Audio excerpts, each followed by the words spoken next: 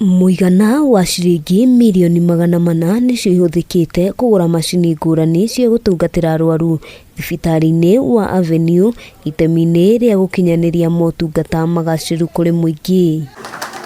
Kuringana na murugamiriri wa thibitari uyu MOHAMMED Said, arwaru ni makoretwo magitungatirwo na njira iria yagiriire na kuongererwo kwa macini gugukorwo na kiguni kuri arwaru. A lot of people come all the way from Burundi, Somalia, even as far as sometimes Nigeria and other West African countries for treatment here in Kenya. So there's a lot to be proud of as Kenyans.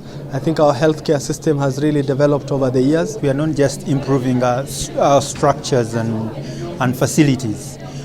There is a very well coordinated plan of us increasing the scope of services, and as you know, we've been improving specialization over the last 2 to 3 years. Urugamiriri wa thibitari uyu oho ugite uri mihango-ini ya kuongerera namba ya arigitani aria mari na ugi wa ikiro cia iguru makiria cigie kurigita mirimu ngurani. It's high time that Kenyans looked internally for high quality services rather than looking outside.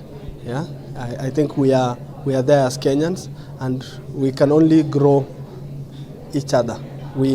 If more Kenyans seek their services internally, the more Kenyan healthcare grows. Thibitari uyu ukoretwo uri muhari-ini wa mbere ari kuheana motungata ma ikiro iria ciagiriire na iria hitukitio ni Ministry ya UGIMA wa MWIRI. We had a few private rooms previously, but now we have a whole uni wing that gives you very executive feel, but again at the same affordable pricing. We are putting a cardiac program together, so there is a group of doctors, a group of equipment and everything that follows that is supposed to lead into lodging patients into these executive wings. Handu-ini ha Kameme TV ritwa riakwa ni Wambui wa Njuguna.